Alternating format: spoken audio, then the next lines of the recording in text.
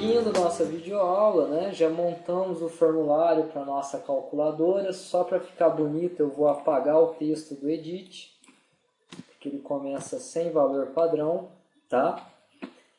Vou salvar o projeto, vou dar um save all, vou criar uma pasta aqui na área de trabalho.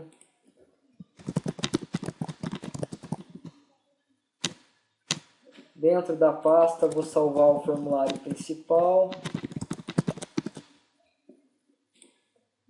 Vou salvar o projeto.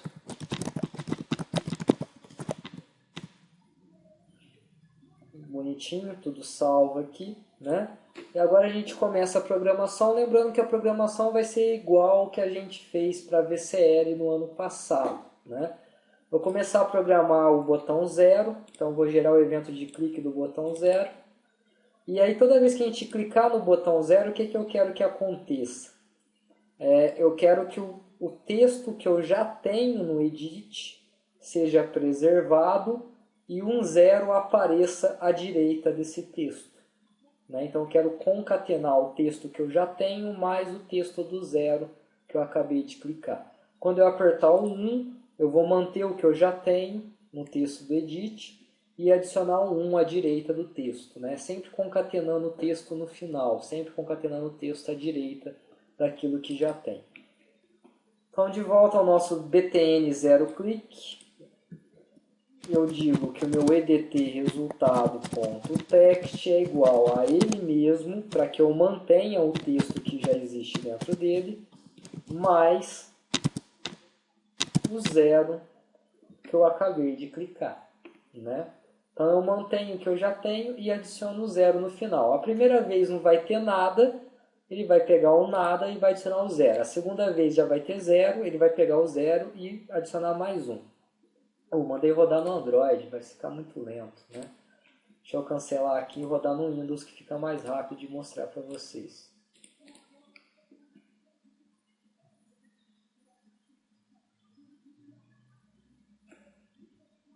Então olha lá.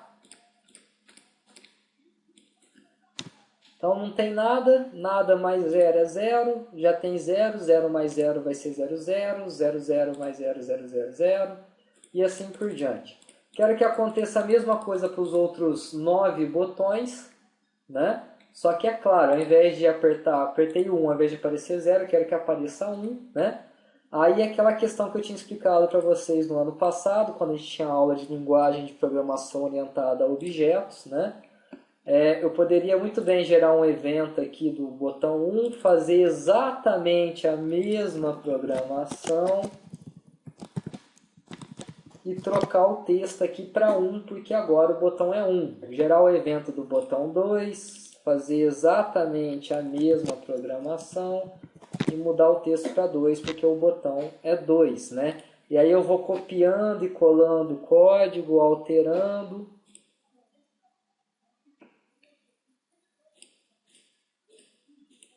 De forma que ele vá funcionando como eu espero para todos os 10 botões de número mais a vírgula, né?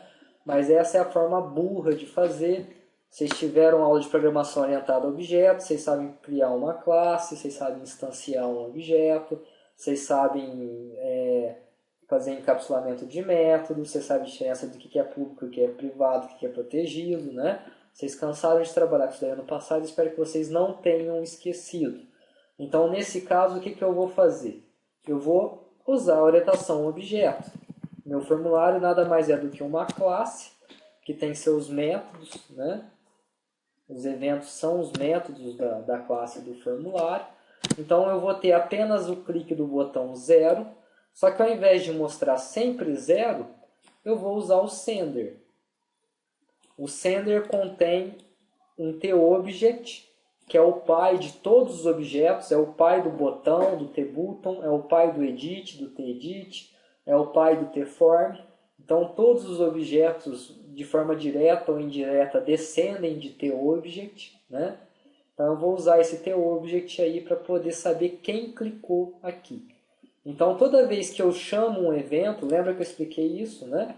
Toda vez que eu chamo um evento, que eu clico no botão, ele dispara o btn 0click aqui, dentro do sender vem qual o botão que chamou, ou qual o edit que chamou, ou qual o formulário que chamou, quem disparou esse evento. Nesse caso, cliquei no botão 0, seria o btn0, né?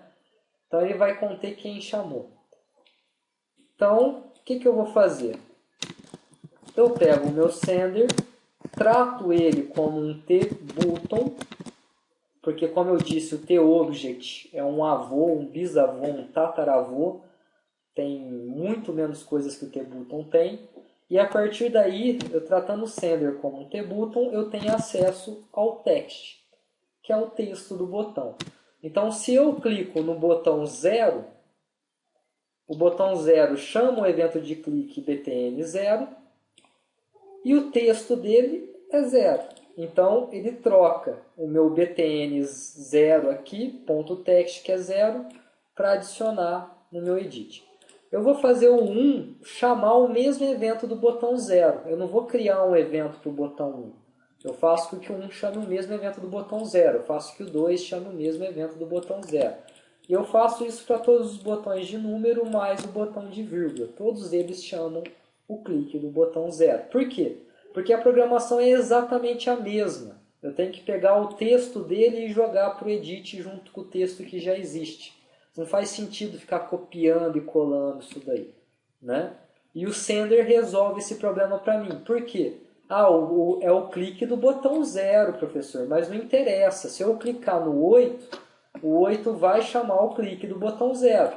E o sender não vai ser o btn0, o sender vai ser o btn8, que foi quem chamou o evento. Então eu pego o btn8, que é o meu sender, sendo tratado como botão, e pego o texto do btn8. Qual que é o texto do btn8? 8. Ele adiciona esse 8 ali para mim. Então, com uma linha de código, eu resolvi o problema de 11 botões. Olha que beleza. Nada mais 1, 1 mais 5, 15, 15 mais 9, 159, 159 mais vírgula, 159 vírgula, 159 vírgula mais 0, 159,0, 0,3. E aí eu resolvo o problema de todos os botões que tem que interagir com o edit. Tá certo? Espero que vocês tenham lembrado isso do ano passado, quando a gente fez usando a VCL, né? No começo do ano, tá? Espero que vocês tenham lembrado das aulas de programação orientada a objeto, porque apesar de a gente não estar criando as nossas classes para trabalhar no projeto da cantina em paralelo aí, né? Vocês estão programando orientado a objeto. O formulário é uma classe que é instanciada normalmente. A diferença é que o Delphi vai montando isso para a gente, de forma que a gente não tem que se preocupar. Mas tudo que vocês aprenderam ano passado continua valendo, né? Nada se perde aí, tá certo? Então a programação dos botões estão encerradas, falta fazer a programação das operações do igual, do limpar e do sair. Então, digito os valores, quando eu aperto um botão de operação, o que eu preciso fazer primeiro é salvar o número que está no edit, numa variável. Segundo, salvar a operação que eu escolhi, clicando no botão, se é mais é soma, se é menos é subtração. Salvo o primeiro número, salvo a operação e depois, é claro, eu tenho que limpar o edit, para que eu possa digitar o segundo número. Né? Não posso começar a digitar o segundo número com o primeiro escrito ali. Então, eu tenho que fazer essas três coisas nas operações, nos botões de operações. Salvar o primeiro número, salvar a operação e limpar o edit. Só. Então, como para as 4 operações a programação, o algoritmo é o mesmo, salvar o primeiro número, salvar a operação e limpar o edit, eu vou fazer igual eu fiz com os botões de número. Eu vou programar um evento só e vou fazer os 4 chamar o mesmo evento. Né? Vamos programar de forma inteligente. Então, vou gerar o clique do soma. Vou declarar aqui em cima, né, minha variável N1 como real. Vou declarar minha variável operacão, né, como texto. Né? Posso até declarar aqui já o N2, se eu quiser, como real. Tá? E aí, lá no soma clique, eu gravo em N1 o que está no edit. Posso fazer a conversão aqui já, né, de texto para real. Vocês já estão cansados de saber que tem que fazer a conversão, né? Se eu não me engano, no FireMonk ele traz outras opções aqui, ó, de conversão igual C#, igual Java, né? Então, propriedade text é um texto, eu posso fazer conversão para double, para float ele não vai aceitar, para real não vai, não, para double, para int 64, integer, boolean, né? Então, ou eu faço str to float, que vocês estão acostumados na VCL, ou no caso do FireMonk, eu tenho as conversões finais ali, né? Eu sou mais tradicional, vou usar o str to float aqui. Operação recebe, né? Igual eu fiz para os números, né? Eu vou pegar o sender, que é quem chamou, sendo tratado como um tButton, e a partir daí eu salvo o texto do botão. O que significa isso? Significa que se eu chamar o evento clicando no botão mais, o que vai salvar em operação é o sinal de mais.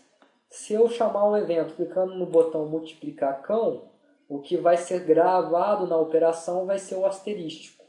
Se eu clicar chamar o evento usando a divisão, vai gravar a barra, que é o texto do botão, né? É isso que vai ser salvo. Assim eu sei que operação que eu estou usando, né?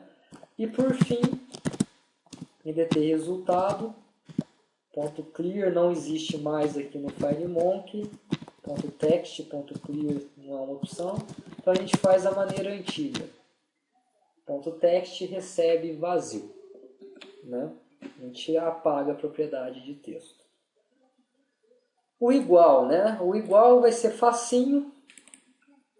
Então, no igual, a gente salva o número 2, convertido, né, de texto para número,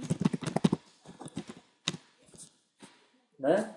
Verifico se a minha operação que foi salvo anteriormente é igual ao sinal de mais, porque se a operação for igual ao sinal de mais, significa que eu apertei o btn soma.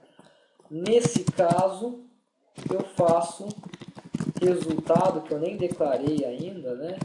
Receber N1 mais N2. Vou declarar resultado aqui.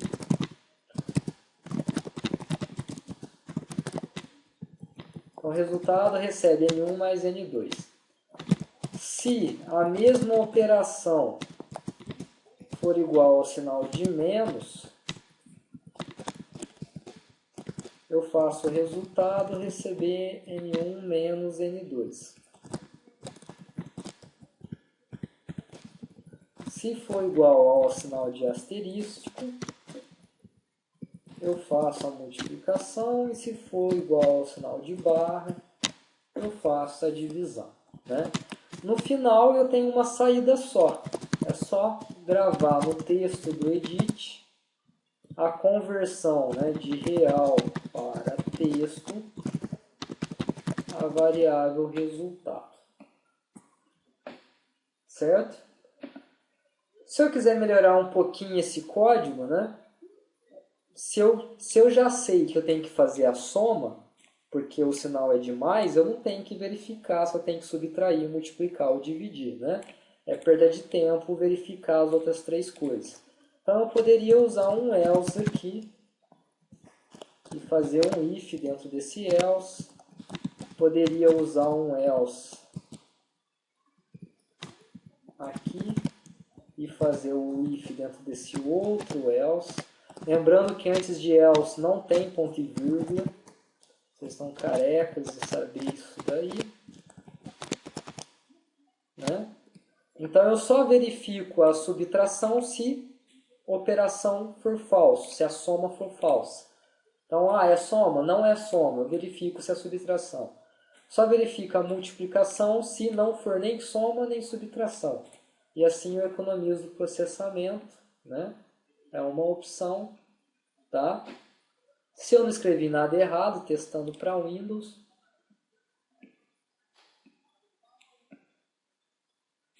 então 12 mais 2, 14, menos 3, Opa, esqueci de chamar aqui os eventos, falha minha, né?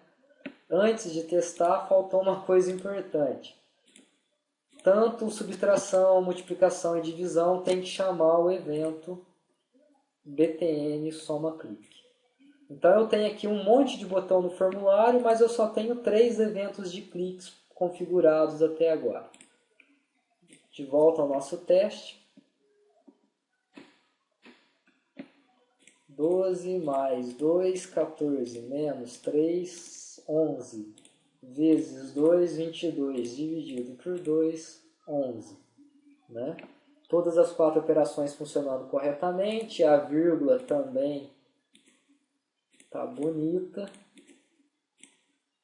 Olha lá, né? Problema resolvido, só fazer o limpar e o sair, né? O limpar é fácil. Eu apago o texto do edit, né? Posso zerar N1, N2 e posso limpar a operação aqui, né?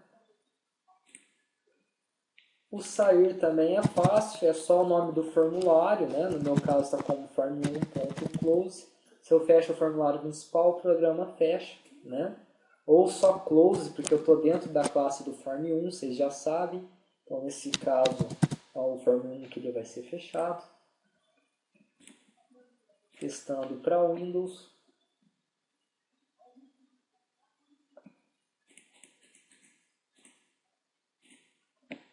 Bonitinho, lindo e maravilhoso. Testando para Android.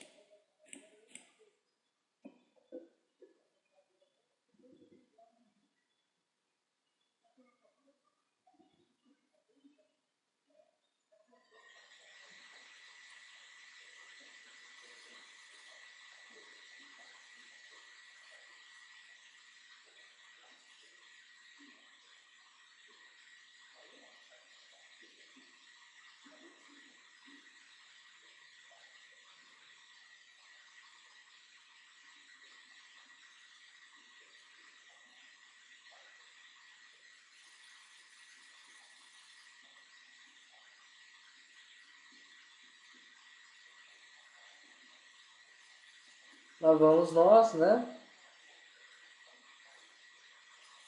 Subiu a aplicação no meu celular.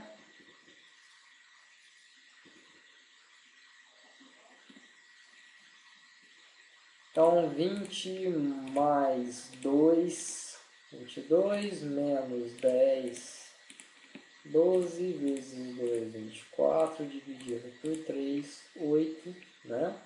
Limpa e sai. Nossa calculadora funcionando perfeitamente aí, montada no Braille, tá?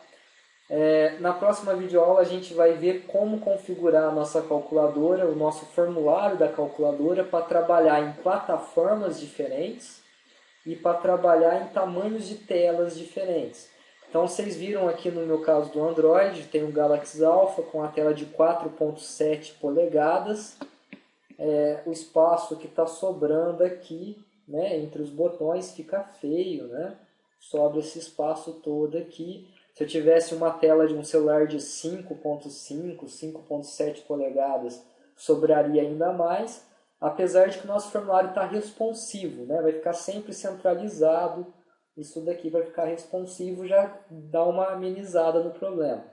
Mas, né, esses espaços sobrando ainda fica feio, tá? A gente vai ver como trabalhar com views para resolver esse problema de cada tamanho de dispositivo e para cada plataforma. Porque se vocês verem a gente rodar aqui no Windows, olha como que fica feia a nossa calculadora. Fica feio também, né? Então dá para personalizar isso para o Windows também. Tá certo? Então na próxima vídeo a gente vê como trabalhar com views. Espero que vocês tenham gostado e até a próxima.